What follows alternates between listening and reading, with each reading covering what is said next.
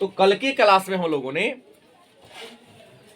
मौर्य प्रशासन के केंद्रीय प्रशासन के बारे में विस्तार से चर्चा किया था। अब हम लोग पढ़ेंगे प्रांतीय प्रशासन। तो एक बात जान ले कि प्रांत का मतलब होता है राज्य। प्रांत का मतलब क्या होता है? मतलब राज्य का शासन। केंद्रीय प्रशासन की तरह मौर्य काल में राज्य के शासन व्यवस्था को चलाने के लिए भी एक तंत्र का निर्माण किया गया था। उसी तंत्र को हम प्रांतीय प्रशासन के नाम से जानते हैं। और सबसे बड़ी बात बता दूं आपको कि मौर्य साम्राज्य एक विस्तृत साम्राज्य था। मौर्य साम्राज्य को प्रांत में वर्गीकरण अशोक ने किया था। किसने किया था? अशोक ने शासन की सुविधा के लिए साम्राज्य को मतलब केंद्रीय प्रशासन को प्रांत में क्या कर दिया? बांट दिया। और मौर्य काल में प्रांत को चक्र कहा जाता था। मौर्य काल में प्रांत को मतलब राज्य को क्या कहते थे? चक्र। क्या कहते थे? चक्र। और प्रांत के जो हेड होते थे, अधिकारी होते थे, गवर्नर, वह राज परिवार के व्यक्ति को ही नियुक्त किया जाता था। आम जनता को कभी भी प्रांतीय प्रशासन का हेड बनाया नहीं जाता था। जैसे मैंने पिछले क्लास में कहा था कि अशोक अपने पिता बिंदुसार के शासन काल में पहले तक्षशिला का गवर्नर रह चुका था और बाद में उज्जैन का रहा। मतलब प्रांत को चक्र कहा जाता था। और प्रांतीय प्रशासन का जो हेड हुआ करता था वह राज परिवार के व्यक्ति ही होता था, जिसे कुमार कहा जाता था। क्या कहा जाता था? कुमार या आर्यपुत्र। राजकुमार ने कहते नहीं, कुमार। याद रखिए, ऑप्शन में दे सकता है आपको राजकुमार, लेकिन आपको राजकुमार नहीं, क्या लिखना है? कुमार। मतलब प्रांत को चक्र कहा जाता था और प्रांत के प्रधान राज परिवार का लोग होता था, जिसे कुमार या आर्यपुत्र के नाम से जाना जाता था। अच्छा, मौर्य काल में प्रांतों की संख्या कितनी थी? तो 5। मौर्य काल में कितने राज्य थे? 5 राज्य थे। उत्तरापथ, अवंतीपथ, दक्षिणापथ, कलिंग और प्रच्छ। 5 ऐसे क्या थे? राज्य थे।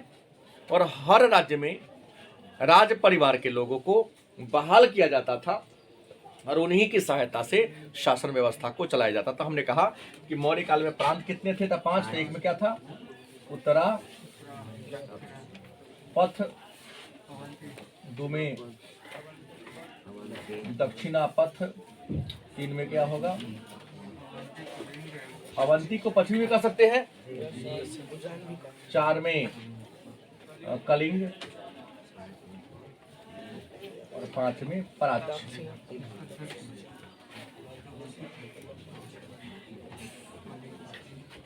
पांच गो राज था और कुमार या राज परिवार के कोई व्यक्ति यहाँ के शासन व्यवस्था को क्या करते थे? चलाते थे। हम नगर की बात करते हैं तो नगर को हम शहर भी कह सकते हैं, टाउन अंग्रेजी में कहते हैं। नगर का शासन या शहर का शासन। तो सबसे पहली बात बता दें कि मौर्य काल में नगर के शासन के बारे में चर्चा एक ही पुस्तक में मिलता है। उस पुस्तक का नाम है इंडिका। क्या नाम है? इंडिका। मौर्यकालीन नगर प्रशासन के बारे में चर्चा किस पुस्तक में है? इंडिका में। कौन लिखा है? मेगास्थनीज के द्वारा लिखा गया पुस्तक इंडिका में नगर प्रशासन के बारे में, शहर के शासन व्यवस्था के बारे में चर्चा मिलता है। और मेगास्थनीज लिखते हैं कि मौर्य काल में नगर के शासन व्यवस्था को चलाने के लिए 6 समितियां थी। मौर्य काल में नगर के शासन व्यवस्था को चलाने के लिए कितनी समितियां थी? 6 समितियां थी। और 6 समितियों में समिति कई गो थी? 6 समिति थी। और 6 समिति में कितने सदस्य थे? 30 सदस्य थे। कितने सदस्य थे? और प्रत्येक समिति में 5 मेंबर। मौर्य काल में मेगास्थनीज लिखते हैं कि मौर्य काल में नगर के शासन व्यवस्था को चलाने के लिए एक अलग समिति थी। बात समझ गए? उन समितियों की संख्या कितनी थी? 6। और प्रत्येक समिति में कितने मेंबर थे? 5। तो कुल मिला के कितने सदस्य हो गए? नगर के शासन व्यवस्था को चलाने वाले 30 सदस्यों की एक परिषद थी। कितने सदस्यों की? 30 सदस्यों वाली एक परिषद थी। और 30 सदस्यों वाली जो परिषद थी वह 6 भागों में बटी थी और प्रत्येक में कितने सदस्य थे? 5। काम क्या था? प्रथम समिति। कौन समिति? प्रथम समिति। इसका काम था उद्योग और व्यापार को देखना। प्रथम समिति के काम क्या था? उद्योग और व्यापार को देखना। जो दूसरी समिति थी उस दूसरी समिति का काम था विदेशियों की देखरेख करना। तीसरी समिति के काम था जन्म और मृत्यु पर का प्रमाण पत्र देखना कि जनसंख्या कितना है, साल में कितना लोग जन्म लेता है, कितना लोग मरता है। तो जन्म मरण के बारे में रिकॉर्ड करना रखना तीसरी समिति का काम था। तो चौथी समिति था, इसका ना काम था व्यापार और वाणिज्य की देखरेख करना। चौथी समिति का काम था व्यापार और वाणिज्य की देखरेख करना। पांचवी समिति का काम था जो वस्तु बन रहा है, जो वस्तु तैयार हो रहा है, उस वस्तु का निरीक्षण करना कि वह वस्तु गुणवत्तापूर्ण है या नहीं है, जनता को कोई खराब वस्तु तो नहीं मिल रहा है। तो पांचवी समिति का क्या काम था कि जो वस्तु बन रहा है मतलब निर्मित वस्तु का निरीक्षण करना। और छठी समिति का काम था बिक्री कर वसूलना कि जो सामान बिका रहा है उस पर सरकार को टैक्स मिल रहा है कि नहीं मिल रहा है। सर तो एक समिति में बुक में लिखा है 30 सदस्य हो। नहीं, 30 सदस्यों वाली परिषद मौर्य काल में नगर के प्रशासन की देखरेख करने के लिए 30 सदस्यों वाली एक परिषद थी। माने पूरे समिति, पूरे नगर परिषद का संचालन 30 सदस्यों वाली परिषद करती थी। जो कितने भाग में बटी थी? 6 भाग में बटी थी। और प्रत्येक भाग में कितने मेंबर थे? 5। और 6 मतलब 5 के साथ 5-6 में तो ये सब एक रंग के काम करता था। 5 हम तो बता दिए अलग अलग काम था। मतलब अलग अलग करता था। एक मेंबर में 5 है ना। हाँ, पांचों हाँ, एक प्रकार के काम बांट के 30 को हुआ, 6 भाग में बट गया तो प्रत्येक 5 को चला गया। पहला समिति का क्या काम था? उद्योग शिल्प। दूसरा का काम क्या था? विदेशी का देखरेख। तीसरा का काम क्या था? जन्म और मृत्यु का प्रमाण पत्र बनाना।